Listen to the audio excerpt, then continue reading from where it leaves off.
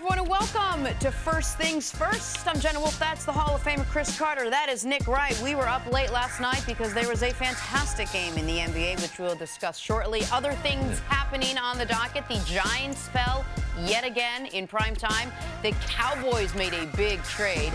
But now let us start with the NBA. LeBron James trying to get his first win as a Laker. This was a wild one against the Spurs. Fast forward to the end of the fourth. LeBron finds Kyle Kuzma in the corner to cut the Spurs lead to 3, one of his 14 assists in this one. Next possession, LeBron James hits the 3 from way out to tie the game at 128. We go to overtime, less than 13 seconds left. Lakers up 142-141. LeBron at the line, misses the first one. LeBron at the line, misses the second one.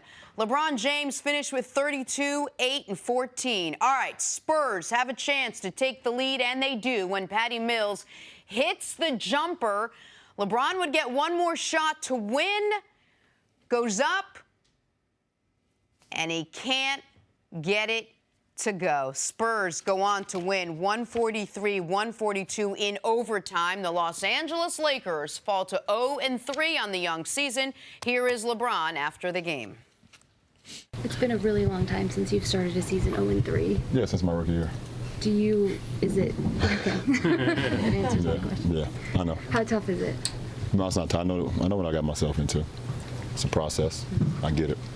And we'll be fine. So, I didn't come here thinking we were going to be, blazing storms, right out the gate. It's a process, and I understand that. So, the game is, frustrating not to get the win, but I've showered and I'm good now. LeBron said it. He knows exactly what he got himself into. We talked about it all offseason. Nick, what was the key to the Lakers losing this one? Well, LeBron's going to get killed for missing those 2 free throws late, and it's justifiable. Since the beginning of last year, he's been awful in these late free throw situations, been the worst player in the league who's shot at least 10 of these clutch potential free throws in the last year, so he's going to get killed for that. But they lost this game a number of times. They were fortunate to be in overtime. The first half, LeBron was really bad. Kuzma kept them in the game. In the second half, while LeBron's offense got going, the Lakers' defense was non-existent. I tweeted with a minute left, I'm going to bed. Lakers 0-3. I thought they were down 8 with a minute left. I thought the game was over. They were very fortunate to be able to get it to overtime. And then in overtime, after the Spurs blew it at the end of regulation, the Lakers blew it in overtime. That LeBron had an and one to go up 6 with a minute left in overtime. You can't blow a 6-point lead in overtime.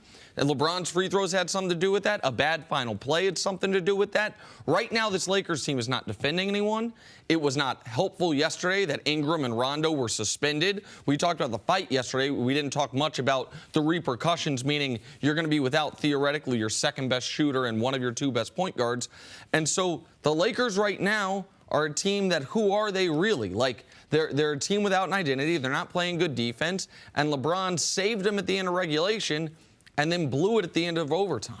Well, he definitely blew it at the end. Let's just be honest about that. You brought up a good point. LeBron hasn't been good in the last year and plus in closing out games shooting free throws. But also, the effect as far as missing free throws, because LeBron doesn't have history with these young players. So I believe there's a domino effect, all right, that he still needs to develop. We saw the shot, him hitting the shot in practice. Like, these guys have, Kevin Love and them seen it. Like, Kyrie and them, those guys seen it. So they kind of got used to it. JR, they got used to it. And the effect that it has on your teammates. LeBron hadn't done that with his young core. So for me, I believe this will affect them because he missed the free throws, and then it affected how he attacked the last basket. They're down by 1 point.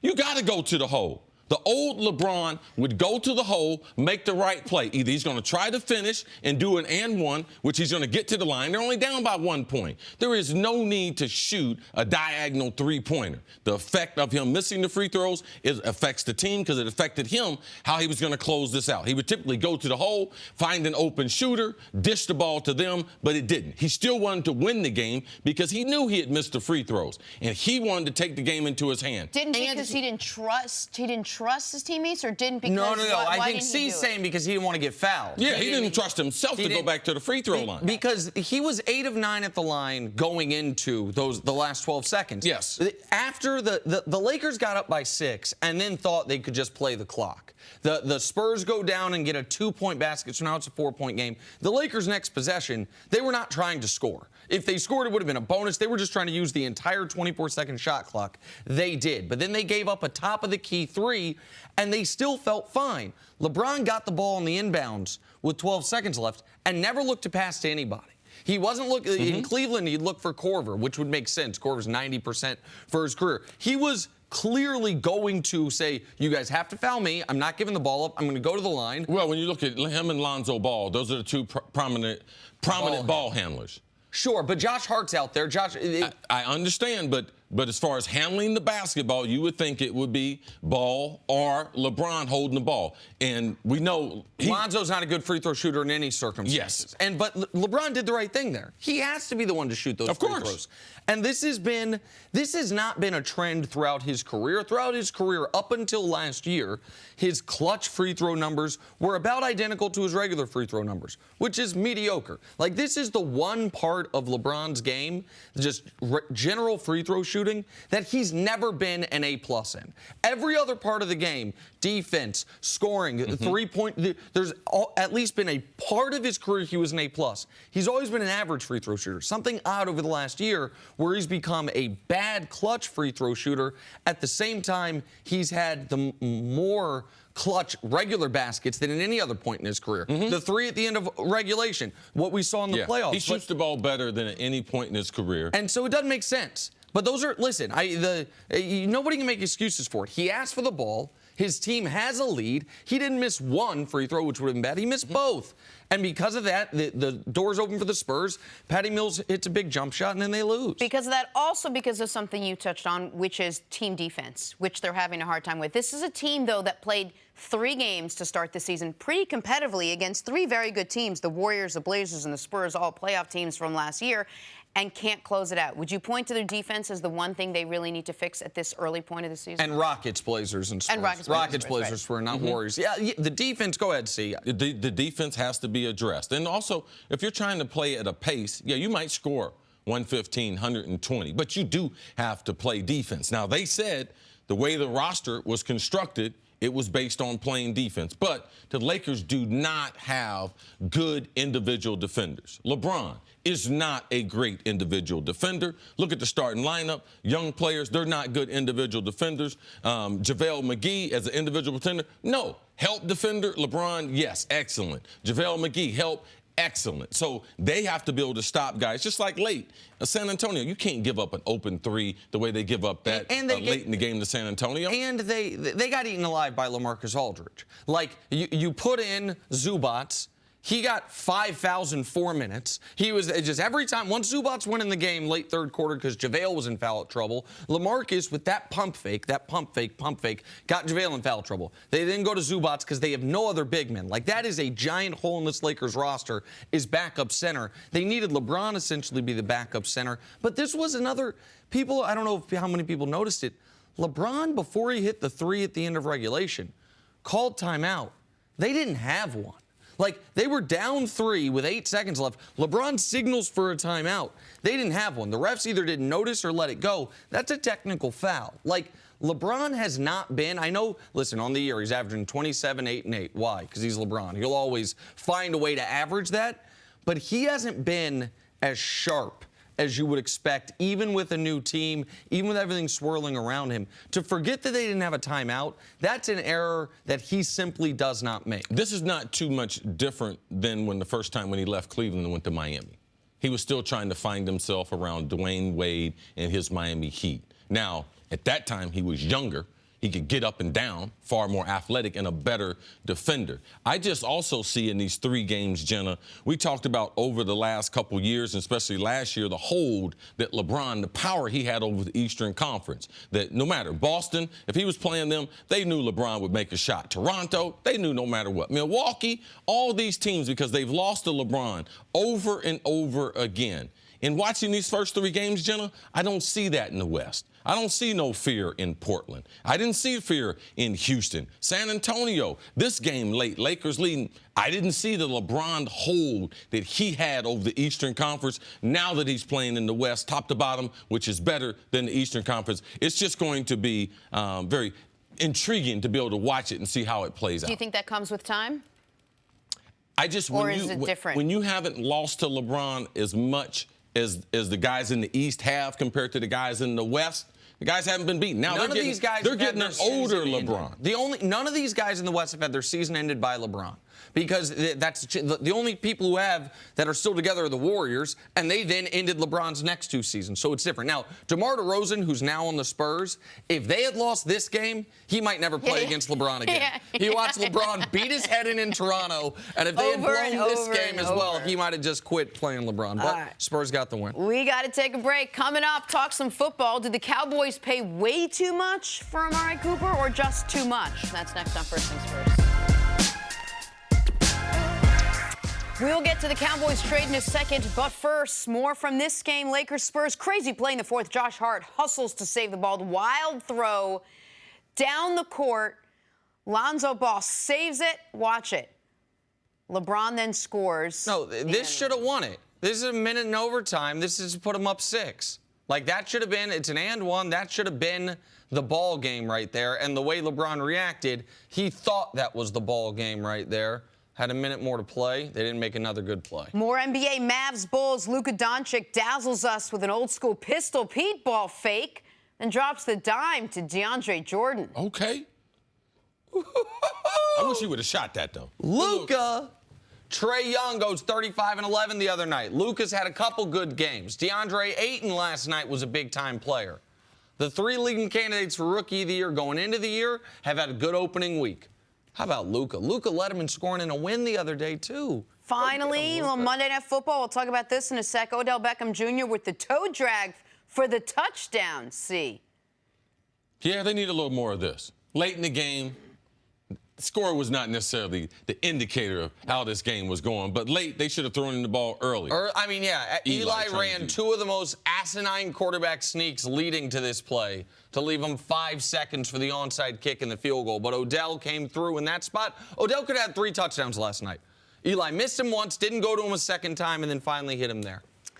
All right, moving on. The Cowboys wanted a receiver for Dak Prescott and were apparently willing to give up just about anything to get one. They traded a first-round pick to acquire Amari Cooper from the Raiders. Cooper made the Pro Bowl his first 2 seasons in the NFL. Has struggled in the year and a half since, though.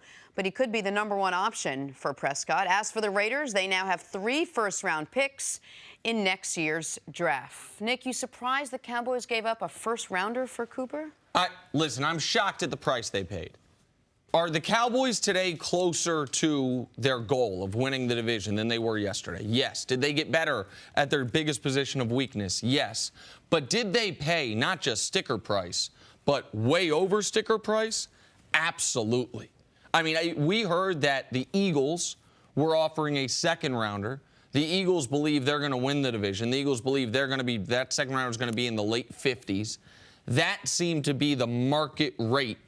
And the Cowboys offer what could be the 9th or 10th pick of the draft. I thought just for the opportunity to then pay Amari Cooper $14 million next year and to potentially have to extend him. So I thought the price they paid was exorbitant, and that's without even commenting on Cooper the player. Now, you've known Cooper the player for a decade. I mean, he's 24 years old. You've known him for 8 years. Yeah, so how much is it going to cost you besides money to be able to get a top-flight receiver? And watching the NFL draft, the draft is not a dependable way to get yourself a #1 guy. So if you're saying, I want a #1 receiver, the #1 way to do it is be able to get a guy who's a #1 in pro football right now. Now, you might have to pay a little bit more, but I disagree with you as far as the price being exorbitant, because if you look at this offseason, didn't Oakland trade a 3rd-round pick for a wide receiver? For Martavis Bryant. And they weren't expecting him to be a #1, right? No. Was he a #2 or a #3? I think they thought he was going to be a #2. He wasn't, but that's what they traded for him to be. Right, but in Pittsburgh, he was a #3. Yes.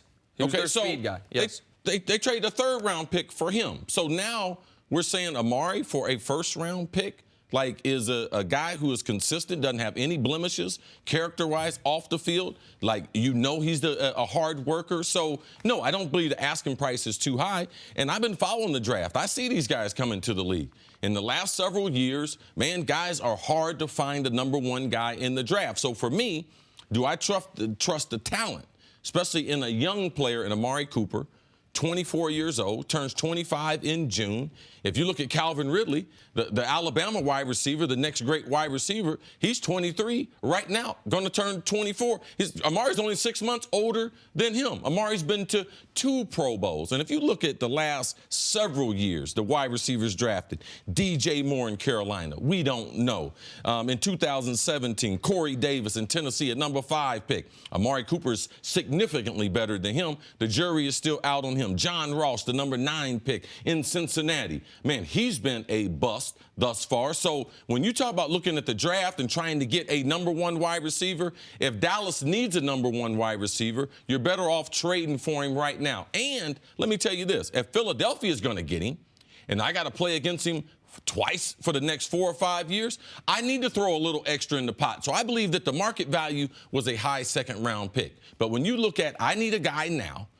Also, I don't want to play against him twice and going to Philadelphia to give to Carson Wentz. So for me, it was worth a first-round pick because I can't evaluate my quarterback and Dak Prescott moving forward unless I give him a number 1 target, and they don't have one on the roster. What about the Dallas fans who are wondering where Amari Cooper's been the last year and a half? Well, that's what, this is something, and that's why I wanted to pull on your experience with the player, is what has happened to him. His story was one that made sense, and you can elaborate on what his story was up until 14 months ago. And up until 14 months ago, he was a guy who was a blue-chip prospect, made 2 straight Pro Bowls as a blue-chip prospect, and then disappeared. So, like, how do we make sense of what's happened to him over the last 20 games? Well, look at the organization. How do they support your star players? One of the other players, Khalil Mack, you see how they supported him. Jack Del Rio, Amari was on the upward trend, but also his arc is the same as their quarterback. So it's not as if their offense has been playing spectacular. Ever since Carr started going down, then your numbers as a wide receiver started going down. Crabtree's numbers went down. That's why he's in Baltimore now. So it's hard to be. Look at OBJ. When Eli's numbers start going down, it affects the wide receivers. So Amari, a couple minor injuries. The offense struggled.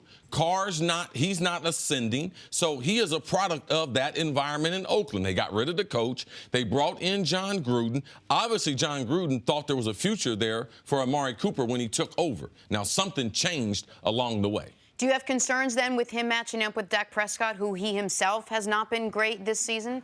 But it's chicken and egg. It could be because I don't have a concern about Amari.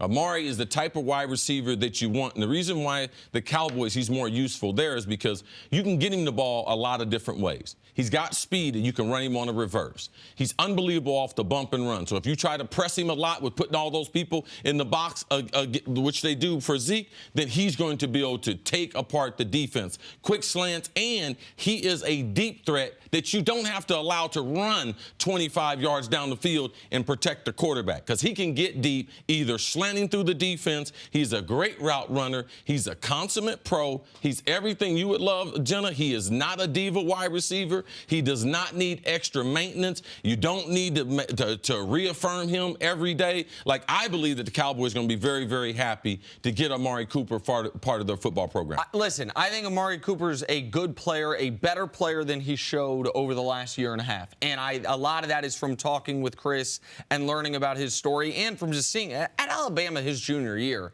At Alabama, when they had no passing attack, even by Alabama standards, his junior year there, they had a bad quarterback. He had 1,700 yards and 16 touchdowns. With Blake Sims. With Blake Sims as his quarterback. So you know the talent's there. He hasn't suffered some major injury. My concern for the Cowboys is we have seen this story before where they think they are a receiver away. I watched them in 2000 think they were real close and give up 2 first-round picks for Joey Galloway. I then watched them learn from that lesson so much in 2009. They gave up a first, a third, and a sixth for Roy Williams. And now they give up a first for Amari Cooper, who even if he gets back to being the Pro Bowl guy he was, I don't know how much that moves the needle for the Cowboys. Well, listen, if you want a top receiver, you have to pay something for him. You're not getting them for free, and obviously you're not just getting them through the draft. I like the Cowboys. I like what they did. Adding Amari Cooper gives them the real opportunity to be able to evaluate their quarterback. You cannot evaluate your quarterback, Dak Prescott, unless you give him a #1 wide receiver, and you're not. What are you going to do? Wait? Let's just throw this year away. Let's wait till the 2019 draft. Well, Absolutely not. Listen, that is a key part of this, which is one of the reasons I'm so skeptical of this is the money that he instantly demands as a $14 million contract next year as opposed to a first-round draft pick receiver. But C's point that you have to make a much more important financial decision about whether or not you're giving your quarterback $20 million per year plus moving forward. And this is how you do it. Well, it's going to give you a better chance to fairly evaluate the quarterback. That part I agree with you on. All right, the Cowboys now have Amari Cooper for the last 9 games of the regular season. Let's see what they can do with him. Time now for your MLB player resume, sponsored by Indeed, the world's #1 job site. Chris Sale had a great season with a 2.11 ERA and striking out 237 batters.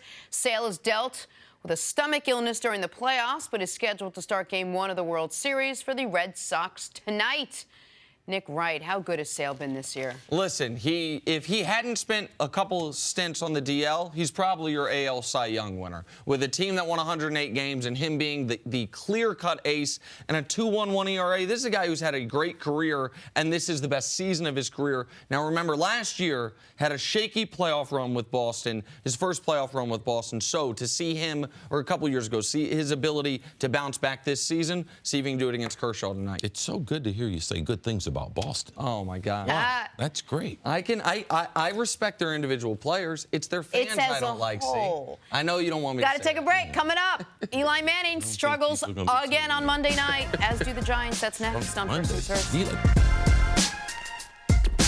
To the NFL, Cardinals cornerback Patrick Peterson has reportedly asked to be traded before next week's deadline, but Cardinals head coach Steve Wilkes said he's not trading him. CC, should the Cardinals move on from Peterson? Ooh, it's hard to move on from a great player. And player. Steve Wilkes, the coach there, like he's a defensive coach. Why would you let go of a guy that can guard half the field? And I know Patrick Peterson, it seems like he's been playing 20 years, and the kid only 28 years old. You know, so he's still got a lot of good football left in him. I like his demands, though. I like the teams he would like to go to. Philadelphia, potentially, going back where he played college football with the Saints. I believe Arizona should move on from it. They're in a total rebuild. Oh, so listen. Yes. I totally disagree with you on that part of it. For his sake, I wouldn't mind if they did it. But I have a general philosophy in sports.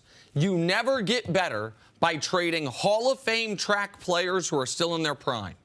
And that is I'm not putting him in the Hall of Fame yet, but if he continues he's a Hall of Fame player. He's a Hall of Fame track player. He's still in the prime of his career. You're not going to get fair return. They're going to lose a lot of games the next 2 or 3 years. They'll lose more without him. Yeah, that ain't my problem. Okay, what? That's Steve Keim, the general manager. Finally, let him work that out. Blake Bortles won his starting job back, so that took about 5 minutes. He'll be the starter as the Jags face the Eagles in London on Sunday. However, he will reportedly be on a short leash. CC, did the Jags make the right move going back to Bortles? They didn't have no choice. Short leash. It's Blake Bortles, man. You've been investing in him. You can't decide to go nowhere else. You think he's going to get benched by Cody Kessler? Now, Cody Kessler, he ain't played good football since high school. Matt Castle. Matt Castle, he sent the message to me, too. He didn't like that name that I called him a high school quarterback back when I was doing another show. Matt Castle didn't like me neither, so don't worry. Yeah, no problem. So I told his buddy he's definitely going to have that nickname because that's the last time somebody has some confidence in him. Eat that, Matt Castle. Cody Kessler, not good in college. At USC, not good for the Browns. No, it's not the guy going to take Blake Bortles. And all that ruckus they had in the locker room, you think the locker room is enthused about Cody Kessler starting the game in London? No, they much rather lose a game with Blake Bortles. At least they know exactly what they got. This is a decision that Jacksonville made. I knew this was going to happen. They couldn't have Bortles on the bench, all right? And, man, the only fans that love him is over there in London. You got to bring him back for London, all right? He plays well in London. Look at his track record. Right. His stat sheet says that he plays better in London. The Jags got a lot of fans in London. Like, you got to keep him in there. You are, if I can use one of my favorite phrases, and I know it's not a word, man, you are unexpectable. I did not expect you to play the "he plays well in London" card, but I can't argue with that. He is London's quarterback. He is London's favorite son. That's where he plays best football. Outside of the fact that they're playing in London, I would have given Cody Kessler a chance. Here's why. I don't think we can, in 2018, use almost any quarterback's previous track record about who they've been without seeing them in this year's NFL. Without seeing them in this year's NFL, where you can't hit the quarterback, where you can't touch the wide receivers, where everyone's throwing for 300 yards. You still have to be able to play, and you still have to be able to throw. So you think these guys who couldn't play, now that you can't contempt, you think we're going to have more quarterbacks capable of playing? What I think is that Cody Kessler, when he got his real chance to play as a rookie 2 years ago on a terrible Browns team, we didn't really get to see if he could play. I think it's probably a 1 in 30 shot he can play, but I think it's a 0% chance this guy can play. No, you can't say it's a 0 shot because Jacksonville has won games with him. Like, he's proven that they have a certain style. They have an offensive philosophy. So what do they do when they put Cody Kessler in there? Do we just change the philosophy? We're just going to try to power people over? We have one of the best offensive lines. We know as far as our running back has been inconsistent. So we're trading for Carlos Hyde. Carlos Hyde is going to be toting the ball for them. So what are they going to do? Just change their offense, go 3 wides now? No. I'm not advocating that, but I would want to see, and it's tough to sit here on television and advocate for Cody Kessler. It's really advocating against Blake Bortles. I would want to see, when there's discord in the locker room, can I put someone in at quarterback that just won't turn it over? Blake has 7 turnovers in the last 3 games. Their 3-game losing streak turned the ball over 7 times. Is it ridiculous to say, the head coach said, we're gonna have a competition. He lied when he said that. He said everyone's competing at every spot. Well, they didn't have no practice between when he said that and when he announced Blake as the starter. I don't know that you can credibly look your guys in the locker room in the eye and say, going with Blake Bortles is our best option. That's all they've been saying. That's all Jalen said in the GQ article. That's all they say in their interview. Listen to the sound bites. That's all they've been saying is, oh, man, Blake Bortles our guy. They all been drinking the Kool-Aid. So they all been lying. They know it, but at least they know what they do have in Blake Bortles. He took them to the AFC Championship. They had the lead at halftime. They were 30 minutes away from the Super Bowl. Cody Kessler, oh, they can't win double-digit wins with him. Like, there's no way. Like, maybe his high school team. Last time he was really a good player. All right? Go back to high school. Poor Matt. Cody Kessler's getting some of the spill off from Matt Castle. We just did a segment on who's better, Blake Bortles or Cody Kessler. Listen, that's the situation Jacksonville put themselves in. Because why? I gave him good advice yesterday. Because all right? why? So now, let's go on. Matter of fact, we've been talking about him too long. Blake's going to do well in London, man. They love him over there. They might keep him. He might not come back. Might beat Cody. Monday Night Football last night. Big stage for Odell and the Giants and Matt Ryan and the Falcons. Slow start for both teams, but second quarter, Falcons open up the scoring with a 47-yard strike to Marvin Hall. Third quarter, 4th and goal. Eli Manning pressured all night. Can't find anyone. Pat Shurmur very much not pleased at all. I'm very much not pleased. Saying throw the ball to Odell. Fourth quarter, Tevin Coleman puts the game away with a 30-yard run. Falcons hold on to win this one 23-20. Giants now 1-6 on the year. Matt Ryan kicks off our post-game sound.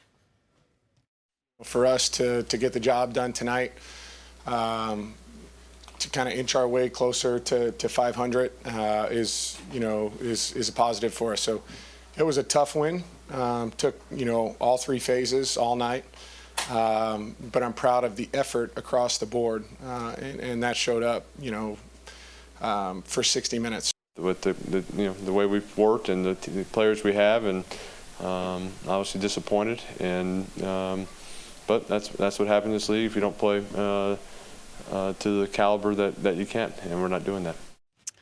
All right, we'll talk about the Giants side of it in a second, but first, Cris, did the Falcons save their season with a win last night? And they still got a lot of injuries. I mean, the Falcons have played some good offensive football, but I mean, their defense, historically, it's hard to play when you've lost the number of starters that they lost from week number 1, losing multiple starters, and then a couple weeks after that, losing other guys. Like, it's been tough for Dan Quinn and the Falcons. Their offense has been explosive, and last night's game just enough to be able to get the win. So even some offensive injuries. Freeman's been out, hadn't been in the lineup. So, man, this Atlanta team, are they back in it? It's tough. They're in the toughest division. It's not an easy out with Tampa. All right, you don't want to play them. Jameis is back at the controls for them. New Orleans might be one of the better teams, second best team in the NFC. And Cam Newton, man, that's no picnic anytime you play Carolina. So no, they need a few more of these. And to be able to win games like this before we can include them in the playoff conversation. Listen, it might be foolish of me, and I do it every year anyway, to before the year look at the schedule and say who's got a tough road, who doesn't. But halfway through the year, we got a pretty good idea of who's good and who's not. And Atlanta has 4 road games left against teams with winning records. At Washington, at New Orleans, at Green Bay, at Carolina.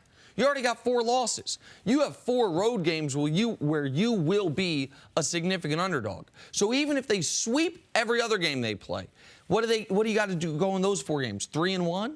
Like, when you already have 4 losses, when you start the year 1-4, here's the path to the playoffs. Go 10-1 the rest of the way. So are they still alive to go 10-1? Technically, yes. But the reason teams that start 1-4 typically don't make the playoffs isn't because they're mathematically eliminated. It's because they're not very good. That's why they're 1-4. And like the Atlanta, I don't blame them for this, by the way. Every year we have a team whose season gets ruined due to injuries. And Atlanta, in its first 2 games of the year, lost arguably 3 of its 4 most important defensive players due to injury. And when you already had a limited defense, it's hard to overcome that. It's a good win today, or yesterday, pardon me. It was a good win last week, but you got to reel off like 6 of 7 to be in the hunt again.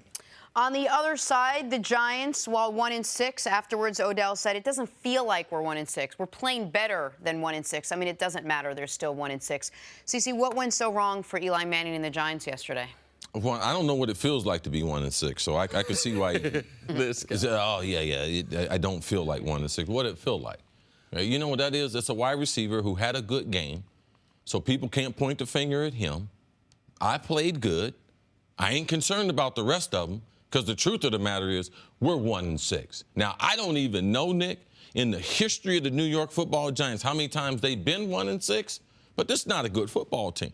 Their quarterback's not good. The Giants are rebuilding without a rebuilding plan. Correct. They stuck with the quarterback who got them a couple Super Bowls. Now, I like Eli, and I've given Eli a lot of slack and everything. But look at the press conference between Matt Ryan, who won the game, and Eli Manning, who lost the game. One looked like a leader, and Matty Ice was mic'd up during the game, got some nice sound bites. His tight end jumped offside, man. He chewed off right into his butt. Let Hooper know, man, you can't make that kind of mistake. We're trying to run out the clock to win the game, so it was great insight. Eli has thrived when he had other great leaders around him, Michael Strahan and others. Eli is not that type A personality that's going to take over and galvanize a team. When you have people like Michael Strahan, he has thrived. Him and Odell have not thrived together. All right, so we're stuck with Eli because he won those 2 Super Bowls. But, man, it's over. The Giants are rebuilding. Man, and I understand that there's a lot of people that know Eli, know his family, and they, out of respect to what he's done and out of respect to the human being he is, is he a Walter Payton Man of the Year winner? Yes, I feel absolutely. like he's got a patch on his there's jersey. only a few of them. Right, and so for all Larry those, Fitzgerald. Right. And no one doubts that. He's a great guy. No. But because of that, I mean, I watched the game last night. Listen, Eli Manning's got a great gig right now. Nobody in the history of professional football has ever made more money, and evidently, all the broadcast crews nationwide have an agreement. We will not criticize the quarterback. We can see on the sideline the head coach say, throw it to Odell. And we saw, right, I mean, Odell's open. And, of course, I mean, he tries to fit it into his tight end, I think his backup tight end, in double coverage. And Shermer on the sideline, throw it to Odell is what he's yelling there. And Shermer and Odell multiple times throughout the game talked on the sideline. Odell kept his composure, and you're right, he did have a good game. I thought his comments after the game were benign. Like, you know, I think he's just trying to say nothing that'll get him in trouble, that'll create headlines. But the problem for the Giants right now is what it has been all year. They have an awful offensive line and a quarterback who can't play anymore. And maybe in an ideal situation he could. Maybe if they had traded him to Jacksonville and he played in warm weather behind a good offensive line where they only wanted to make a couple plays a game, he could have a different arc this year, but that's not the situation. So we are 7 games in. You can't jump ahead to the draft. What do you do now the rest of the season? Do you keep playing Eli out there? Do you see what he can do? Do you try to salvage something? I know you say they're rebuilding without a rebuilding plan, but map out the rest of the season. Oh, I get the 10 losses, Jenna. It's a wrap. All right, Kyle Lauletta at 10 losses. Yeah, I get the 10 losses. I'm moving off of Eli. Eli doesn't have a streak. We had McAdoo ended that last year, so we don't have that. Because typically, a great player, people take those things in consideration. Forget about the embarrassment, right? The organization is an embarrassment. So how he goes out, that's not my worry anymore. My worry, if I own the New York Giants, I'm running the New York Football Giants, is what is my future and giving my fans just a glimpse that, yes, we do know what we're doing and we do have a future. It's not with Eli Manning. And Eli's not even playing smart anymore. Yesterday, they're down 11. They have the ball at the 14 with a minute 40 left. Minute 40 left, down 11. You know you need 2 scores, obviously. He throws 2 passes over the middle. And then with a minute left, runs a quarterback sneak, doesn't get it, runs another quarterback sneak. They end up scoring a touchdown with 5 seconds left. Like, that is basic. And people can say that's on Shermer. It didn't look to me like Shermer was calling those. No. And if he did, Eli been in the league 15 years, check out of it, man. You can't run those plays when you have to get a touchdown and a field goal. It was crazy, the end of that game. New York Giants, now 1-6, firmly in last place of the NFC East. Coming up. Of the NFL. The Patriots, that's true, dodged a major bullet. That's next on First Things First. Welcome back to the show. Super Bowl champ Greg Jennings joins us now. Hey, Greg, good morning. Good morning. What up, man? Good to see you again. All right, talking about some Patriots, Greg. They got some really good receiving news yesterday after what looked like a brutal injury on Sunday. Sony Michel's MRI revealed no structural damage in his knee. He is considered week to week moving forward. The Patriots probably ecstatic considering the tough challenge they faced Monday night in the 2-5 Buffalo Bills. That ain't right, Jim. Yes, sarcasm. Also, yes, great news about Sony Michel. Greg, how badly do the Pats need him to have success on offense? They need him a lot. They need him because when you look at what they're trying to get done, even last year, dating back, they only want Tom to really throw the ball about 35 times. They want to run the ball about 30 times a game. And that's been their key to success. That's been their remedy. You look at last year, they threw Tom Brady's 40-yard pass attempts. He only had 4. He only had 4. And 2 of those were losses. In the postseason, he had 2.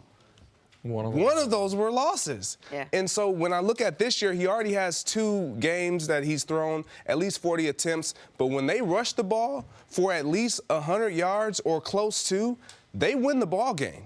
And Sony Michel is a huge part of that. His ability to protect when he is back, when Tom Brady does drop back to throw, his ability to catch out of the backfield, which they really don't even need him to do because of James White and how much of a threat he is catching the ball out of the backfield. But he has been a great, solid, consistent running back out of the backfield, giving them that running game. Well, and listen, I think the Pats can find ways to win week to week. You mentioned they play Buffalo, but almost any given week they can probably figure out a game plan to give themselves an edge. But for the Patriots, what's it always about? Making a Super Bowl. Who are they going to have to go through to make a Super Bowl in the AFC? Kansas City, we would assume. The Chargers, maybe the Steelers, depending on how the second half of their season goes. All of those teams can really punish the Patriots' defense. They can put points up on the Patriots. So how do you prevent that? Time of possession. What did they do against the Chiefs? 37 carries, $178, 36 minutes time of possession. Sony Michel was the biggest part of that. So he's the only guy. James White has been an excellent player for them. But he is not a guy, they're going to hand the ball to 20 times, much less 25 or 30 times, right? No, they have shown that history. They'll throw it to him 10 times. That they don't believe in him as a runner. And James, he's not undersized, but he doesn't have the type of girth that you would want in your running back. James has been a role running back since 9th grade. We had him at St. Thomas Aquinas. Him and Giovanni Bernard, both 9th graders, started on the varsity for the powerhouse. St. Thomas has 15 guys playing in the NFL. He ended up going to Wisconsin, was a role player there. Since he's been with the Pats, he's been a role player there. The reason why Sony Michel is so valuable because this offseason, Belichick decided that he's the most important part of this offense absent of Tom Brady. That's the reason why they drafted him out of Georgia. He was a role player at Georgia because they had Nick Chubb. But they believed that his running ability between the tackles, his ability to be able to break tackles, that's the way they wanted to play. That's how they get off of Cooks and let Cooks go to the Rams. When Gronk was holding out, didn't know if he was going to play, Sony Michel is going to be the answer. He makes Tom Brady better. He makes their offensive line better because Marcus Cannon's out at right tackle. When you put a backup in there, Sony Michel makes that right tackle better because he's going to allow him to go forward with that running attack. He allows Edelman to be better. He allows Gronk to be better. So for me, outside of Brady, he's the most important part of their offense because you can't predict what he's going to do when he's on the field. James White, you can predict. 80% of the time, 90% of the time, if James White's on the field, they're going to throw the football. So Sony Michel gives them that versatility, gives them that changeup, and gives them the ability for Belichick. He wants to play physical football, not finesse football. And the only games this year their offense has been elite are the 3 games Sony Michel's been awesome. The Miami game, 25 for 112, they scored 38 on offense. Indy game, 18 for 98, they scored 38 on offense. KC game, 24 for 106, they scored 40. I know they scored 38 this weekend, but 14 were on special teams. Like this weekend, Sony Michel got hurt, and that offense looked like it did week 1 when they didn't have him against Houston, where the offense was okay. The next 2 weeks, Jacksonville, Detroit, when Sony Michel wasn't a major part of the game plan. They lost those games, and the offense was muted to a degree. He has been the key to it. Now, I think they'll be fine in the short term without him, but to beat the teams they need to beat, there's a reason they spent a first-round pick on a running back for the first time since Lawrence Maroney about a decade ago. Yeah, and I go back to, again, what they're trying to get done with Tom Brady. This is why the Patriots are always a step ahead of everyone else. They understand, when do we want to rely on Tom Brady the most? In the postseason.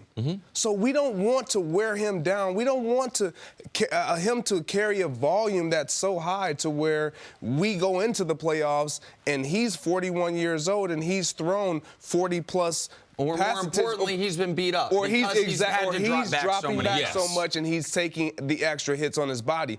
They understand all of that. So what do? We draft a running back. We hand the ball off. He provides us opportunities to sustain drive and to allow Tom Brady, who you said is the #1 piece to that puzzle, the opportunity to continue to pick you apart as a defense. Great news for the Patriots, who now know that. I thought he was seriously injured coming off the field. If I was doing the game like CeCe, I'd have misdiagnosed that injury. Yeah, you're not a doctor. Sony Michel, week to week. Got to take a break. Greg, stick around. Coming up, how much will Amari Cooper help Dak Prescott and the Cowboys offense? Next on First Things First. Back here, First Things First with Greg Jennings. And how about them Cowboys? Jerry Jones wanted a receiver for Dak Prescott, and Jerry Jones got a wide receiver for Dak Prescott. The Cowboys trading a first-round pick to acquire Amari Cooper from the Oakland Raiders. Now, Cooper, who made the Pro Bowl his first 2 seasons in the NFL, has struggled in a year and a half since, but he could instantly become the #1 option in a limited Dallas receiver group. CeCe, what impact will Cooper have on this Cowboys offense? He definitely makes them better. All right, they got 1 wide receiver now on the roster that's capable of being the #1 wide receiver. So you got 65, 70 plays in offensive games, 70 if you're going well. About 10 or 12 of those plays, you want to be able to design to your #1 guy to be able to dictate to him. We're going to force the defense to be able to cover him. We're going to force the ball to him in either some situation. He's either going to get the football or he's going to dictate coverage that we're going to allow someone else to be open. Now they have that with Amari Cooper. Why is Amari Cooper a friendly wide receiver? Because you can get him the ball at all 3 levels without straining on your quarterback. He has great game speed as far as being a deep threat. He can come off the line of scrimmage, either bump and run, and be able to get into the deep quadrant of the field. He's a great route runner, intermediate. You could see that. Since he came into the league, very, very mature as a route runner. I would say he's a little bit bigger version, not because Greg is on the show. He's a little bigger version of Greg Jennings and the way Greg played football. And his personality is a lot like Greg. So I just feel like quick screens, you can get him the ball, you can run him on reverses. There's only a few receivers that you can use them at all three levels. His football IQ, very, very high. He's a low-maintenance, non-diva wide receiver. He fits into the Cowboys, and I just believe in my working with him as a young player, he grew up as a Cowboys fan. So I believe he's a good fit, even though people might want to say that the price that they paid for him, how is she going to get a number one guy? They just don't fall out of trees and everything. So I believe he's a great addition to the Dallas Cowboys. I'm happy for him that he gets out of Oakland because the last 2 years haven't been good football years for him. This is interesting for me. You compared him to me. I look. The one thing I would say about Amari Cooper that I did not do, I did not drop the ball as many times as Amari Cooper. Yeah, but he just got the drops. He never had that at any other part in his career. When he had 18 drops in 2015. He still made the Pro Bowl. Then he handled that. He had 4 drops the following year in 16. Last year he had 10. This year is not even over yet. So when I look at Amari Cooper and the Dallas Cowboys, does he make them better? Yes. But how much better? It's to be seen. Because when my eyes look at what I'm seeing, can he be productive? Of course.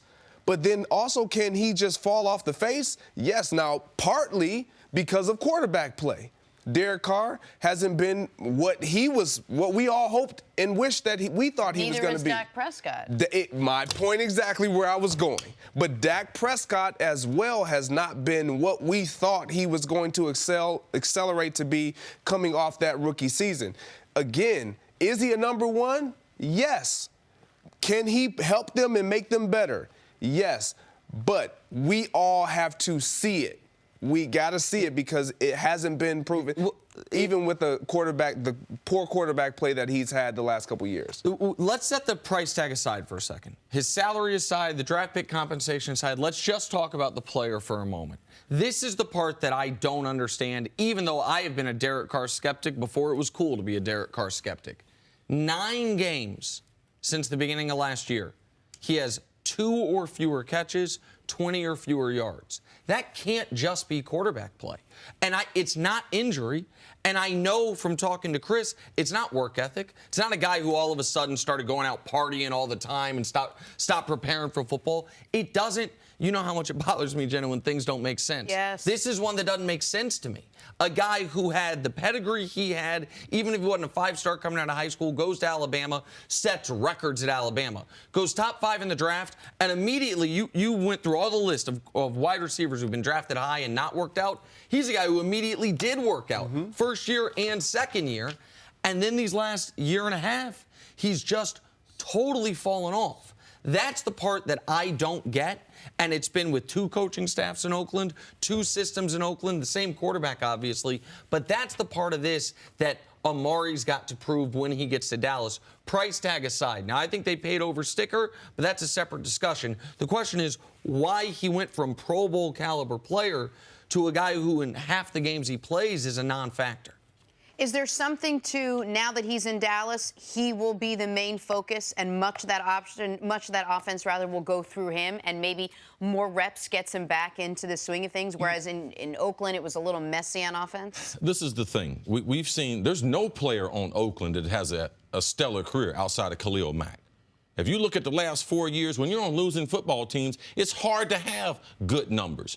Good football players get turned into mediocre, bad football players on bad football teams. We don't talk about them, and they go off into the abyss. That's what happens on teams. It's not as if the Cincinnati Bengals never had good players. They couldn't cultivate those players. So whatever happened in Oakland was called a lack of developing the player. In his first 2 years in pro football, he was a Pro Bowl player already. Did they develop that player? No, we haven't seen that. So the Oakland Raiders, who have they developed? And the one player who did develop, Khalil Mack, they decided to trade him. So it's not as if the Oakland Raiders are some damn think tank for football and they're going out there just enhancing players and making them better. We see a lot of good players go to Oakland and end up coming out of Oakland not as good. So it's a new start for him. Let's see what he can do with that quarterback. But it's more important to the quarterback, because you can't evaluate your quarterback unless you have a number one receiver. At least they do have one of those.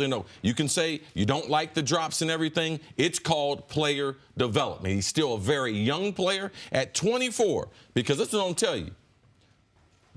K-Neal Harris out of Arizona State, A.J. Brown out of Ole Miss, Marquise Brown out of Oklahoma, Anthony Johnson out of Buffalo. I'll take Amari Cooper over all those guys, because those guys, those are going to be the first-round picks. I'll take Amari Cooper over all those guys. So if Dallas could, if they could just throw this season away, they wait on next year's draft and draft one of those kids, I'm putting my money on Amari Cooper, because I know the kid, I know the talent level, and he's already achieved a lot in pro football.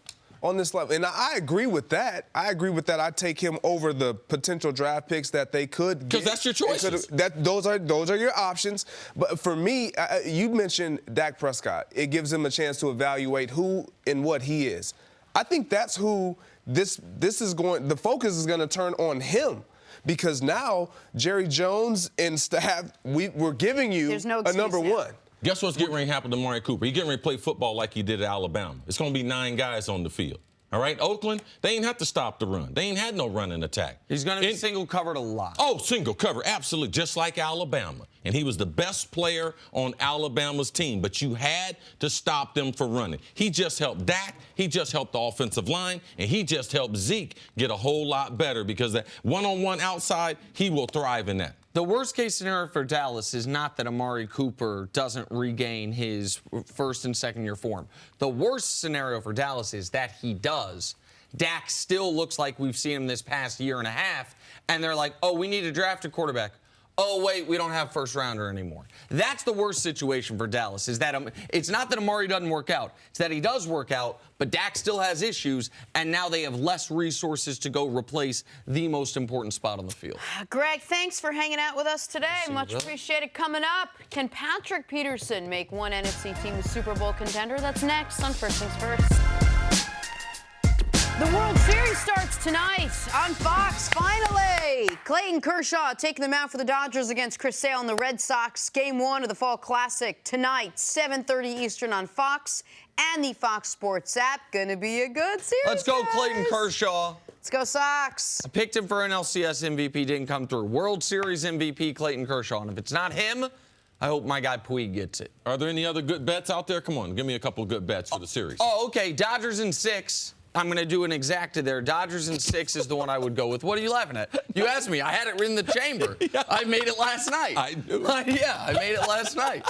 Dodgers in 6. I like that one. What did you say right before we came on the air when I talked and I said, what about your gambling? Oh, I'm not. You asked me if I was a great gambler. Of course not. I'm a losing gambler. I'm a terrible gambler. But it's I the love it. Dodgers in 6. I work this hard so I have enough money that I can fritter some away gambling and still be able to provide for my family. All right. He's a Paying great for dad. entertainment. Oh, great dad. Great Great dad. husband. Mediocre Great husband. partner. No, I didn't say all those things. Average Great dad, partner. mediocre husband. We'll get to the Falcons' big night in a second, but first, His wife's in the car. He T-Wolves, knows she's not Pacers. watching. Exactly. I just talked to her. Good job. Derrick Rose with the nasty crossover on Bojan Bogdanovic. Oh, good job. Good pronunciation, Jenna. Watch him cross him up. D-Rose having a nice little year He now. really is. He He finished up last year really strong, Yep. followed up this year nice. Next up, Steph Jimmy Curry Butler threatened him. put Devin Booker on skates before hitting the 3 in his face. Speaking of a nice year. Dude is on a mission. Yeah. Like, dude's on a mission. All them other Warriors talking craziness, Steph is getting it done night after night. Steph's trying to take that ring back. Hadn't been able to get that finals MVP.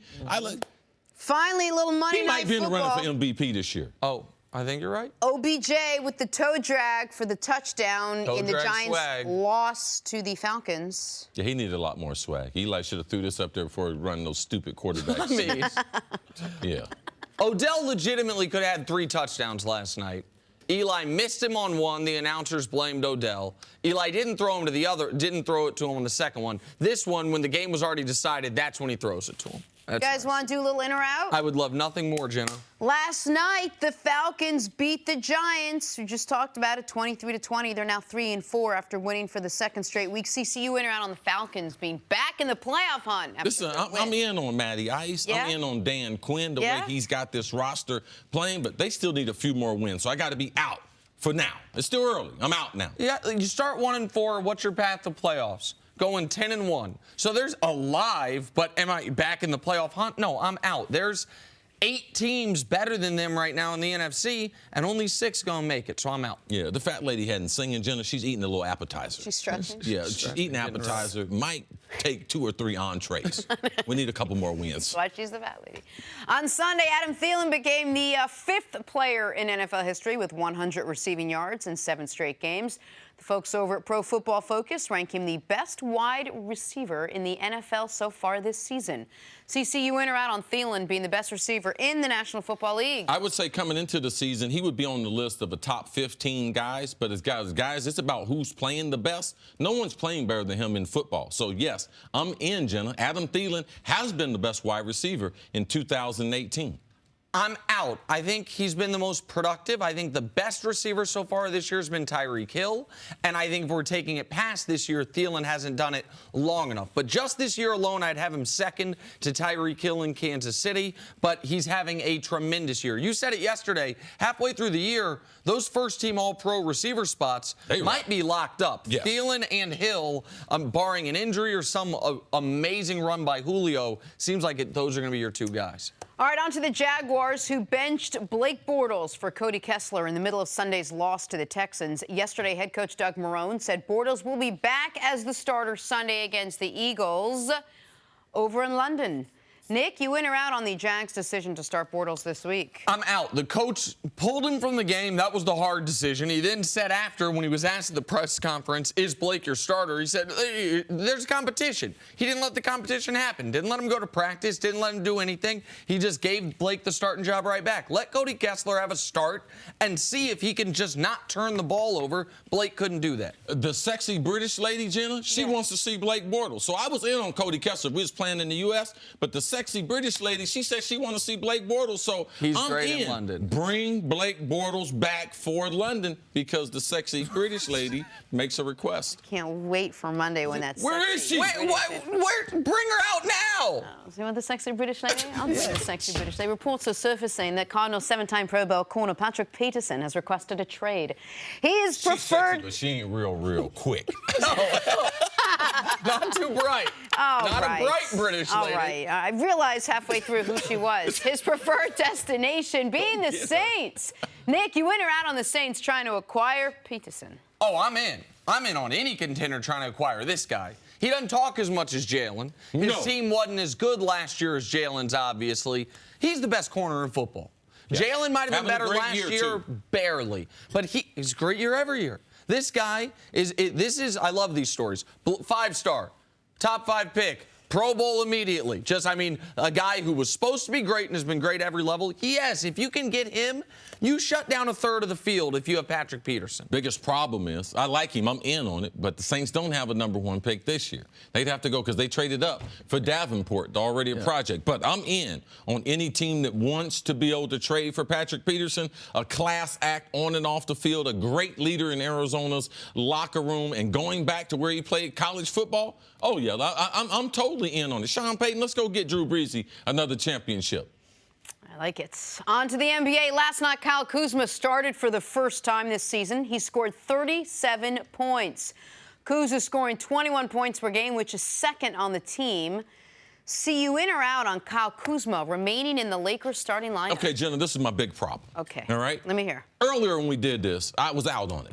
But I got a source in the NBA that said, man, we got to be Kyle Kuzma. We got to be in on him, Chris. We got to move off of Ingram. He is not a long-time answer for the Los Angeles Lakers. He was a bad choice. He's got a bad body. His overall strength is not going to increase. No, Kuzma is a better prospect. Based on my source right here. All this happened in a half hour? Yeah. It did. I saw his text. Yeah, my brother Butch. What up, dude? He's so mad. I can't say that? No. You can't divulge your sources. You can't crush Ingram and then say who's told you. Oh, what are you doing? You're the worst. Let me tell you a secret, okay? All right. So Cece's now out. Or you're now. I'm sorry. You're now in. I was in. Butch is out. Okay, whatever. I'm so Whatever it is. This is Nick, unbelievable. you talk now. All right. Kuzma right now is a better player than Brandon Ingram. But Kuzma cannot remain in the starting lineup. Why? The Lakers made a big bet on Ingram.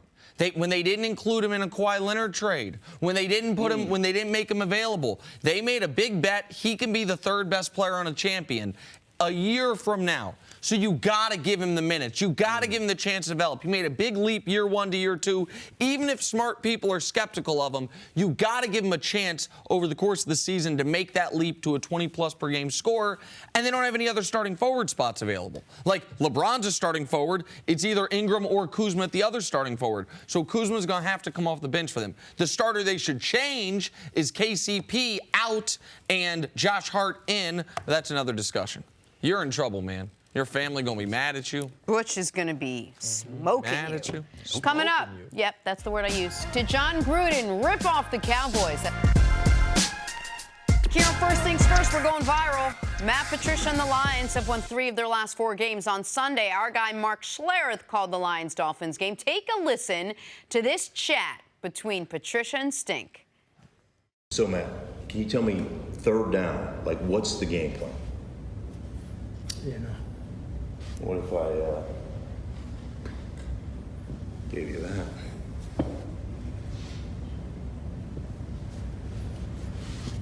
What if I stepped it up a bit? Let me get the game plan for you. All right. That's great. That was Well awesome. done. That is great. It's good for him to be able to play along. Those guys with New England, we know it's Mangini because we know him well prior to the show. But those guys really do have some personality. It's just hard to have personality when you're with Belichick. All right, knowing Stink the way we know him, though, let's be honest. Why did he post this video to his Twitter? Because he's yoked. There you go. It's an opportunity for him to put on the gun show. As one yoke to another, I recognize yoke. Said yoke looks great on TV. Yeah, you guys got great arms. Stink is big and not making no excuses. His daddy's big, his dad is ripped. He got it from his daddy. Yep. Let's just keep reading. Time for stories to start your morning. Game 1 of the World so dang Series ripped, you can't read. is tonight. That is not true. Dodgers heading to Boston to take on the Red Sox. Battle of 2 aces on the mound tonight. Clayton Kershaw taking on Chris Sale. Who's got the edge in this one, Nick? Listen, Boston's been either the best or second best team in baseball all year long. The Dodgers a little disappointing as far as a win-loss record, having to fight through day 163 to win their division. However, run differential will tell you this is a very close series. I think the winner of tonight's game wins this series, and I think the winner of tonight's game is going to be the Los Angeles Dodgers. Clayton Kershaw, 7 2/3, 1 run, 6 hits. Can the Dodgers play small ball compared to just relying on the home run? I believe huge advantage to Sale playing at Fenway game number 1. So I'm going with the Red Sox in game number 1 to take the lead. They've had a historic regular season. They finished out. This is going to be a great World Series. Should be a great World Series. All right, to the NBA now. The Boston Celtics lost to the Orlando Magic 93-90. They could not buy a bucket from three-point range, only making 9 of their 40 attempts. Nick, is that why Boston lost? One of many reasons they lost. Their defense was good. Offensively, Tatum had his worst game of the year. He struggled. Kyrie had his best game of the year. But we're 4 games in, and Kyrie's best game by far is a 22-point performance. People think I'm anti-Kyrie. It has nothing to do with that. It had nothing to do with his flat earth stuff. He doesn't look like Kyrie Irving so far this year. Doesn't look like him on the court. You had courtside seats to watch him play the Knicks, a game they barely won, or else they could have lost 3 straight. You said he doesn't look just physically like Kyrie. He looked smaller. You know, he looked smaller than I saw him in NBA Finals. When I saw him, his body doesn't look to be in shape. You can see it's going to take him maybe 15 games for his legs to get up under him after having that surgery. But also, I believe Brad Stevens, it's got to be able to find a way for their rotation. They got a lot of little kinks, bringing Gordon Hayward back, bringing Kyrie back with a young team that they developed a lot of confidence playing without these star players. And late in this game, just real quick, late in this game, guys were turning down open, good shots to try to be too unselfish. You got an open shot, take the open shot, Boston. All right, let's go to the most exciting game in the NBA last night. LeBron James trying to get his first win as a Laker. Wild one against the Spurs. Fast forward to the end of the 4th. James to Kyle Kuzma in the corner to cut the Spurs lead to 3. One of LeBron's 14 assists in this one. Next possession, LeBron comes up, hits the 3 from way out to tie the game at 128. We are going to overtime. Less than 13 seconds left. Lakers up 142 to 141. LeBron at the line. Misses the first shot. Then LeBron at the line. Misses his second shot. He finished 32, 8, and 14. San Antonio with a chance to take the lead, and they do. Patty Mills hits the jumper. LeBron would get one other shot to win, but he cannot hit his jumper. Spurs win 143 to 142. Lakers fall to 0-3 on the season. Here is LeBron James after the game. It's been a really long time since you've started a season 0-3. Yeah, since my rookie year. Is it, okay. That answers my question. Yeah, I know. How tough is it? No, it's not tough. I know what I got myself into. It's a process. I get it. And we'll be fine. So, I didn't come here thinking we were going to be, blazing storms, right out the gate. It's a process, and I understand that. So, the game is, frustrating not to get the win, but I've showered and I'm good now. All right, nobody's sounding an alarm or anything, but why did the Lakers lose last night, Nick? Well, terrible first quarter. Down 14 at the end of the first quarter. They played no defense, and LeBron played as poorly of an opening quarter of basketball as I can remember him playing. Like that, so they dug themselves a huge hole. They were fortunate to force overtime. We played the clip for you. They were down 8 with about 1:10 left. They get a stop, they score. LeBron kicks to Kuzma for the 3, and then LeBron got very lucky there. You saw it for a moment. He's calling timeout.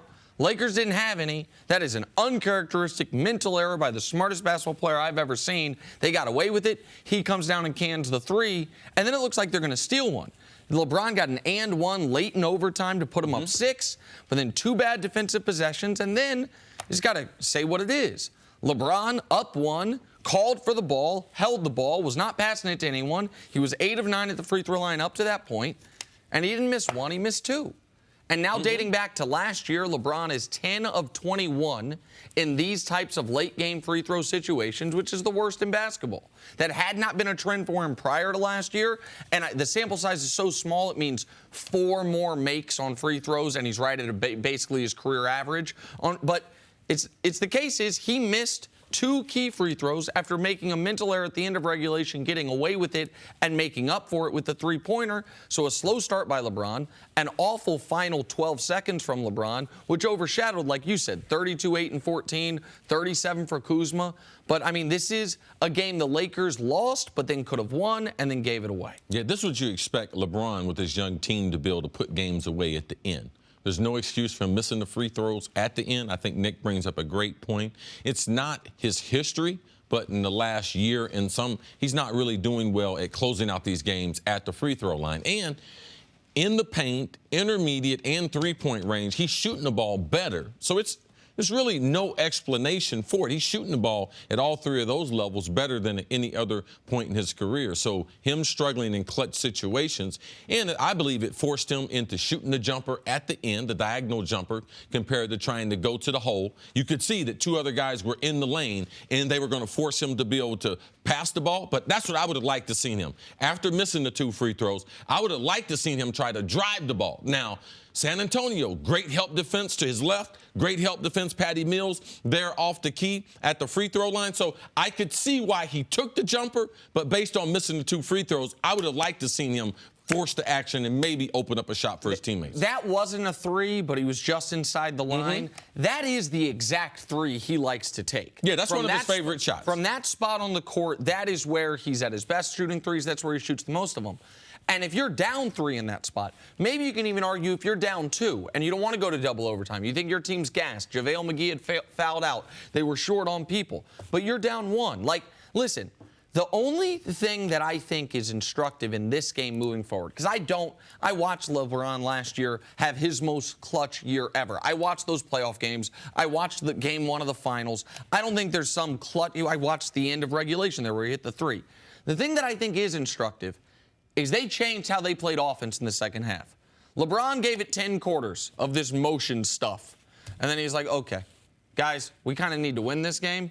let's maybe do this high pick and roll that I've run my entire career. And all of a sudden, LeBron in the second half, 28, 3 and 8. They ran, it looked like a Cavs offense. He was finding Kuzma in the corner, finding Josh Hart in the other corner. Everything's running through me. I'm very curious to see how these next 2 games go. With no Rondo or Ingram. Now, I know Ingram's missing 3, but no Rondo or Ingram, they're going to have to run things through LeBron. But isn't that fine if it works? Yeah, they started the season, their philosophy is going to be something totally different.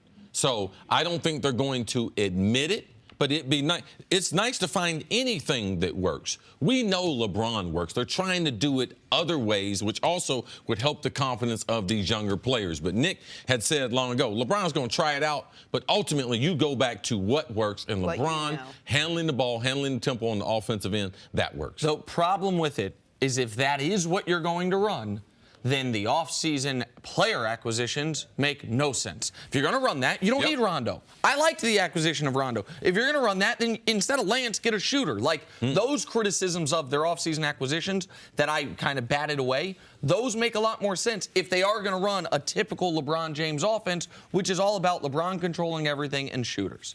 All right, let's switch gears. Go back to some football. Big trade in the NFL to talk about. The Raiders traded 2-time Pro Bowl wide receiver Amari Cooper to the Cowboys for a first-round pick. They now have 3 first-round picks in the 2019 draft. It appears they are in full rebuild. John Gruden said after the trade, "We are not trading anyone else. We are trying to stay competitive." Quick reminder, the Raiders are 1-6. See, did John Gruden make the right call with this trade? Well, John Gruden's got a bill. Dallas Cowboys called. They want one of your players. You've already exercised the 5th-year option for him. You're paying him about $700,000 this year, about $13.5 million. That option is for 2019. You got to get off the player. And I wasn't with rebuilding when John Gruden, when he signed with Oakland, because I didn't think, based on their roster, offensive line, quarterback, and some of the other talent that they had, I didn't think that they needed to rebuild. But if you give me an opportunity to run an NFL team, I don't need a 10-year contract, but if I have a 5-year contract, I'm going to do exactly what John Gruden has done, but I would have been more forthcoming. Now, I do believe that he took over the team and something happened along the way that he changed course, that now that he's going to rebuild once they're in the season. So I don't mind it. I've been critical of Gruden. The thing is now, he's got all these first-round picks. He's got 3 in this year's draft. He's got 5 total in the next 2 years. Do I trust him drafting those players and developing them going forward? And I don't think he's going to do a better job than Khalil Mack. All right, you draft him a top 10, and he developed. Amari Cooper, you draft him as a top 10, and he developed. Not necessarily in the last year and a half, 2 years, as much as in the first 2 years, but Amari Cooper is a big-time talent. Will Gruden do better than that? I doubt that. So it's going to be hard to replace the talent. Even with those, I don't trust the draft. I trust college football. I love college football. But I don't trust the draft because too many mistakes are made year after year after year after year. So to me, I like proven players and a sprinkle in with young talent mixed into my roster compared to a total rebuild with all these #1 picks. Listen, the argument, because people don't trust the draft, is get as many lottery tickets as possible. Because the draft's a crapshoot, you got a better chance of winning if you have 3 first-rounders than 1 first-rounder. You said something happened when he got there.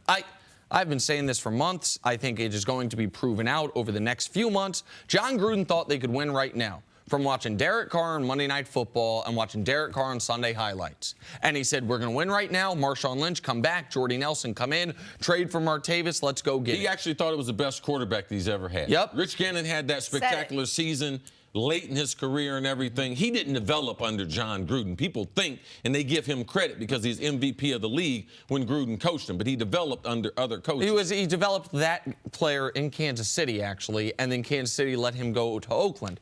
But what happened was, I believe, and I think it's being proven out, he thought one thing about his quarterback, then he spent OTA's mini camp with him, and he said, nope, we have to go the other direction. And now, the fact that you got a first-rounder for Amari Cooper is an unimpeachably great move by Gruden. Even if Cooper is the player Cris believes he can be and the player he had shown he was 2 years ago, your timelines, your trajectories don't match up, especially if you're getting a new quarterback soon. Getting a first-rounder for him is an excellent move. Now, I would argue getting a first rounder for Cooper makes the Mack trade all the more egregious because now you have the additional first-round pick anyways. You also are not giving him a contract extension. When we talked about the Mack trade, we had said, well, they know they're giving Cooper 5 years, $80 million. But so you could have had a 27-year-old cornerstone franchise put these young pieces around him. But to C's point that this is how he would run a franchise, I understand why fans might not like it. And if I were a season ticket holder, I wouldn't like it. But ripping it down to the studs works in professional sports. The Kansas City Royals did it. They won a World Series. The Astros did it. They won a World Series. The Sixers did it. They are on the cusp of, I believe, making an NBA Finals. The Browns did it. They are better. They have more talent than ever before. Ripping it all down, trading away players, investing through the draft works as long as you don't get squeamish at the end. What happened to Philly?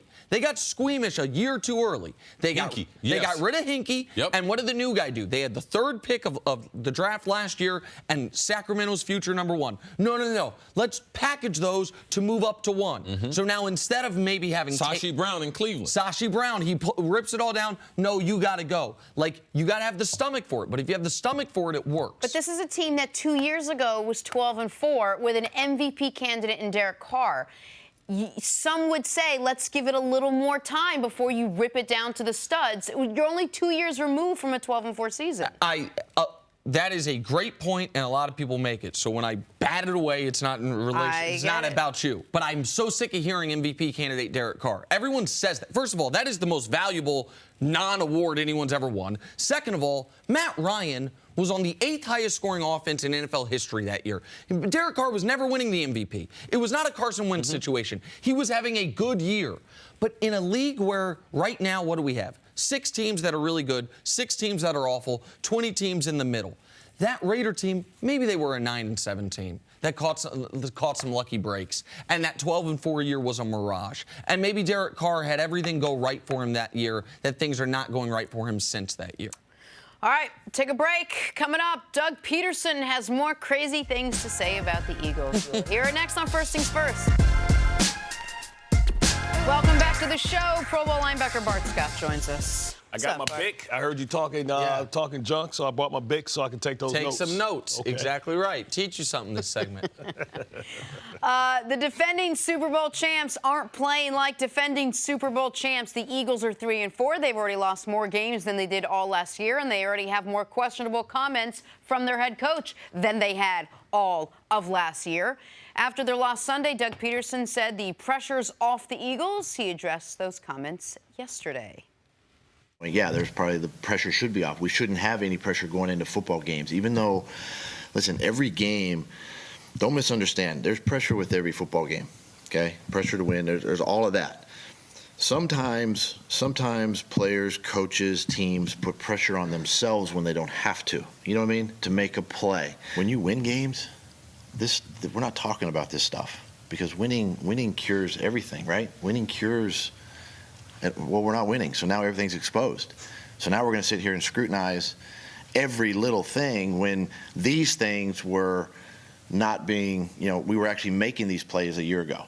You know what I'm saying? So now we're going to sit here and scrutinize everything and point the finger and point the blame game and do all of that when, quite frankly, we can go back and use that as fuel, as emotion, but it's a different team, different year. We're in this situation. We've kind of dug ourselves in a little bit of a hole, and the great thing about where we are is we still control our division, right? We still have games in our division ahead of us, and quite we got 9 games left, so there's just a lot of ball. Pretty sure everyone in the media scrum was like, wait, what was the question? I don't know. Is he in the protocol? What? Did he play? Is he the concussion protocol? What is all that? I know the guy with the red hat went in the talk to him. They brought him into the tent. We got to put him in the tent. I don't know what he's saying. It's like opposite word. The pressure's on. There's no pressure. Then there's no pressure. Then there was pressure. pressure. Cures all, but it doesn't cure all. But then it doesn't cure all. But then it's exposed. This is a walking contradiction. All right, so let's just talk about what the Eagles actually need to do. This is a 3-4 team with great players, but somehow can't seem to put it all together together. What do they need to do to fix? Well, Jason Peters is injured, the bicep. He's not the same player. It looks like he's, every time he falls, I'm concerned that he's not going to get back up, that he's going to, be on IR or something. He's fighting through it. He's an important player for them. I think he allows the offensive line to get away with some things, getting up to the next level because he can, control the backside by himself. But, they're not running the football. And 58 yards. Last year they made the trade for the J train, and he was out. He was able to provide that punch for them. He was, up, 17 points in the fourth quarter. You give up 21 points to Cam Newton, and really you're falling for the banana and tailpipe, right? Those ugly scars and warts are starting to show themselves again. Jalen Mills, Darby looking at the quarterback, right? Falling for the double pump, looking at the quarterback, not looking at the route, falling for a slant and go. And, not being able to really salt games away. That's the big issue. If you can't salt games away, especially as the weather changes in November and December, you're going to have to be able to get some tough yards in 4-minute offense, big boy offense, understanding that, you're going to have to try and get a first down. They're going to know you're trying to get a first down, but you got to find ways. They threw the ball 3 times. Like, where's their personality? What's their identity? Yeah, they don't have an identity. And I'm going to tell you, the head coach, if he hadn't won the Super Bowl last year, we'd be questioning, man, is he the right guy for the job? 100%. And Bart, I'm just going to take the liberty he reminds me of a coach who you listen to the press conferences and he say some crazy stuff, and it was Rex Ryan. He didn't have the Super Bowl resume, though. Now, imagine some of the sound bites that came out. I used to be like, I know that guy knows football. Now, I know Doug Peterson knows football. Yeah. But what a lot of these guys don't know, they don't know how to be a head coach. And there's a reason why Bill Belichick has the most simple answers at the press conference. The reason, he has a plan. He has a plan when he goes into the press conference. That is a coach that did not have a plan going into the press conference. Jenna's not going to ever ask me a question and me answer that question and then say, do you know what I mean? She's not supposed to know what I mean. You ain't supposed to, as a head coach, expect the media. 3 times he told them, do you know what I mean? No, they don't know what you mean. He didn't really know what he was saying. Absolutely. Right. And it wasn't like he was crystal clear. It was stream of consciousness. It was someone who was talking and not knowing where the end of the point was. It's one of the most terrifying things to happen to you on television, by the way. To be midway through a point like, oh, man, I forgot either the point I was trying to make so you or Michael what I was... Scott it, and you keep talking and you hope you land absolutely, on it. And sometimes Jenna lands on asking Jalen Ramsey about breadsticks in college. I got nervous. And some, like, listen, there's right? Sometimes I talk about how Anthony Barr is going to attack Kirk Cousins even though they're on the same team. Like, that happens. But... like, as the head coach of the team, every word's going to be scrutinized. And especially after you gave a criticized and curious press conference after the game, you need to come out there with a plan. Now, I will simplify it for him. This is like, if I were his PR director, and I know what he's trying to say. What he's trying to say is this. Last year, when we had to get a stop on 4th down, we did. One of our losses, the Titans game. If we stop them on 1 of 3 4th downs, we win that game. Yesterday, against the Panthers, if we stop them on 4th and 10, we win the game. So it's not 2 games separating us from 3 and 4 and 5 and 2. It's 2 plays. We are not doing the small things in the critical moments we did last year that made us a champion. But that's the problem for us in the media and for teams when they believe their own hype. When we act like, oh, every year the best team won the Super Bowl.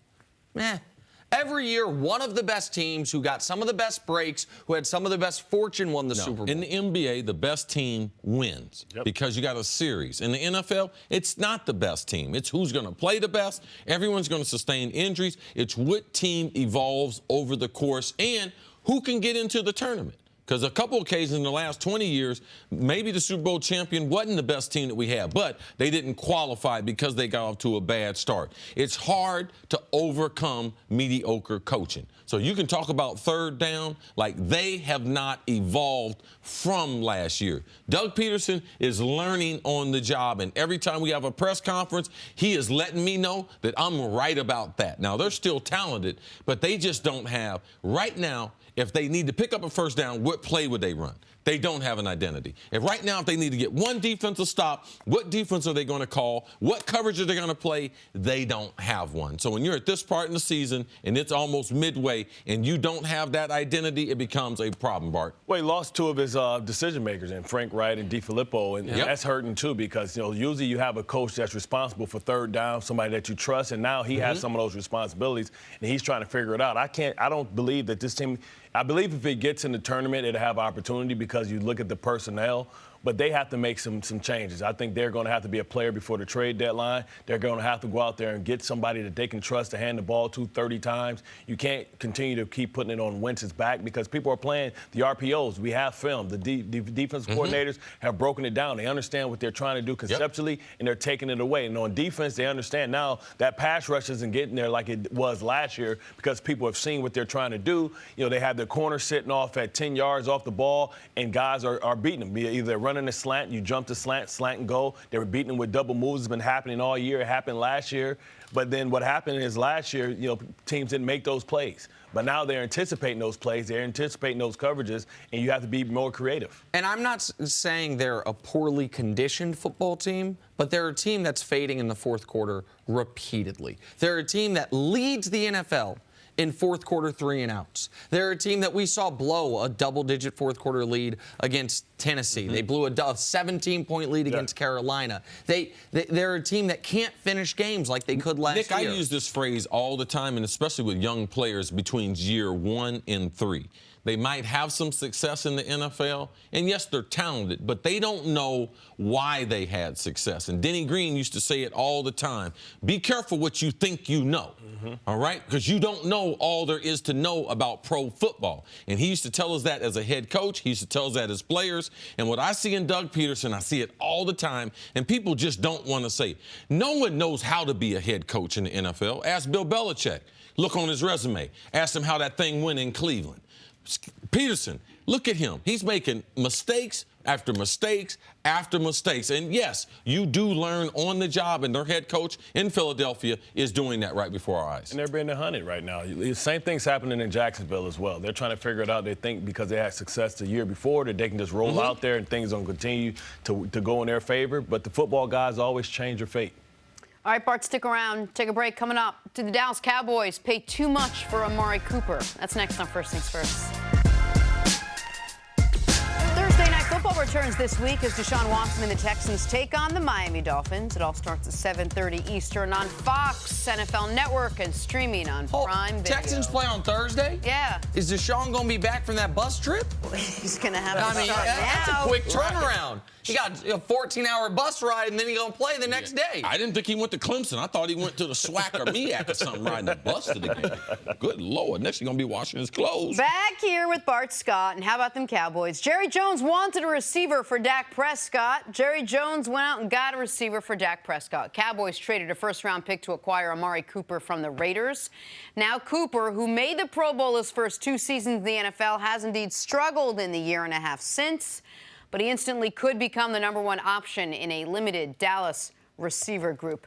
All right, Bart, what impact will Cooper have on this Cowboys offense? Well, he should be able to help them in the red zone. I think right now they're 30th in the red zone. He's going to create some space because you have to respect him. Even though he always has a case of the dropsies every once in a while, he's a guy that can take the top off the defense and allow Beasley to be able to work the slots. I do love what they're doing with Dak Prescott in the last couple of weeks. You look at the game last week, he rushed for 33 yards. He got some pivotal, first downs, some very important first downs. They're doing the RPOs, and I think that'll allow them to throw the ball over the top because he's going to continue to get that space, that real estate, right behind the linebackers, right in front of the safeties.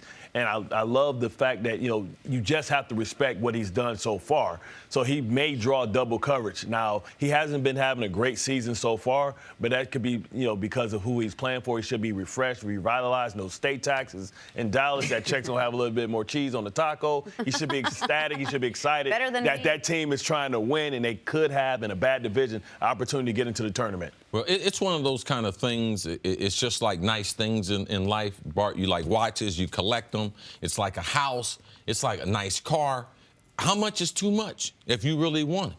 Like, if you want to be in that neighborhood, you want to evaluate your quarterback, you don't want to just throw away the 2018 season, like a top-flight wide receiver does cost something. So a first-round pick to me was not too expensive to be able to get a player like Amari Cooper. But Randy Moss went for a fourth. Oh, yeah, but Randy Moss at that time, I mean, he lucky to get a fourth and a ham sandwich as bad as he was in Oakland. Like, That's when you start having problems off the field, when people question your character, you start seeing Martavius Bryant, they signed him. I mean, they traded for him for a third-round pick. So is not Amari Cooper worth that much more than that? So go ahead, Nick. Here's what the Cowboys fans need to understand, though, because I had Cowboys fans when I was tweeting about this yesterday say, oh, you've got a ton of cap space next year to add people. Not anymore. Like, this team you're about to see after the bye in Dallas, that's going to be your team next year. Like, I know you got $60 million. Okay, 14's going to Cooper. Do you want to keep DeMarcus Lawrence? That's $20+ million you're going to have to do. Are you going to re-up Byron Jones? You've talked about he's having a good year. Yes. All your linemen have raises built into their contracts. And, by the way, Zeke is going to want his money and deserve his money, not to mention Dak. So, and you don't have first-round pick now to improve your team that way. So how do you get a receiver then? So everyone, we've been yelling, hey, man, they need a wide receiver. We've been yelling all offseason. They need a wide receiver. They need a wide receiver. They need a wide receiver. They need a wide receiver. How do you get a wide receiver? I would have, if I knew I was going to trade a first-round pick to pay Amari Cooper $14+ million a year, I would have found a way to sign Sammy Watkins. Like, then you keep your Sammy Watkins is not a better player. And actually, you got bad feet, too. You can't trust a receiver with bad feet. Amari Cooper is a better player than Sammy Watkins, and you're getting Amari Cooper for less than $15 million for 2 seasons. You can't just think about the price tag for 1 season. You're talking about the rest of this year. You got the last 9 games of this year plus all of next year. Yeah, that is a good value for a guy, your number one, because you don't have to pay him next year. You've already signed on for the option year at $13.5 million. So the other story here for Dallas is that this is going to be a way for them to evaluate seemingly the most important person. That's what this is about. He's getting how more to figure out. opportunities. I know he has. Jeez, they want to pay him so bad. They want him to succeed. Jerry Jones wants so badly for his decision That's what your to boss not is supposed play to do, Romo. Jenna. Your boss is supposed to support you to be able to bring the best out of you. We are not going to see what Dak Prescott, and we cannot evaluate him in the current situation when they don't have a number 1 or a number 2 wide receiver and no tight end who's a credible threat. So you can't even make the judgment on your quarterback of the future unless you bring someone into the building. So you are a sum of your decisions. Yes, they traded the first-round pick. The reason why, because they first planned, and people don't want to admit it, it did not work.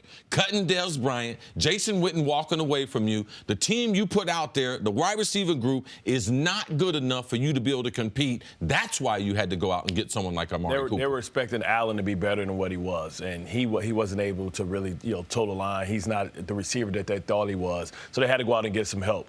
But you have to be careful. You wanting to see what you want to see. You know, sometimes in relationships, you see what you want to see. And I think Jerry Jones wants to prove that he's the great general manager that found his future franchise quarterback in the 4th-round draft pick. I think we kind of know who Dak Prescott is right now, and we're trying to make him to be better than what he is. What he is a 16th, 17th ranked quarterback in this league who has some skills, but he has a low ceiling. You know, so they have to figure out what they want to do with this. This team has to run through Dak Prescott. I think they can have an upgrade. They could have used that first-round draft pick to go out there and upgrade the quarterback position. And I said that earlier, I'll say it again. The worst-case scenario for Dallas in this is not that Amari Cooper doesn't work out. If Amari Cooper doesn't work out, they don't extend him. Yeah, they blew a first-round pick. But as you were mentioning, and I think it's the best point you've made on this, is if you draft a wide receiver the last 4 years, the odds are you blew a first-round pick, or at least so far it looks like. Go out there and get one of them. I mean, Corey Davis, Mike Williams, John Ross, they all went top 10 the year before. Corey Coleman, he's on, his 3rd team right now? 4th. Or 4th team right now. He went 15th overall. Josh Doxson, Laquan Treadwell went in the top 25. Yeah, keep going. All diamonds. I mean, Amari Cooper's year, Kevin White went 7. His biggest play, he called a Hail Mary, was a yard short. Right, so if he doesn't work out, if he doesn't, thank you. Stomach that. If he doesn't work out, you blew a first-round pick on the guy, you can deal with it. The worst-case scenario for Dallas is not that.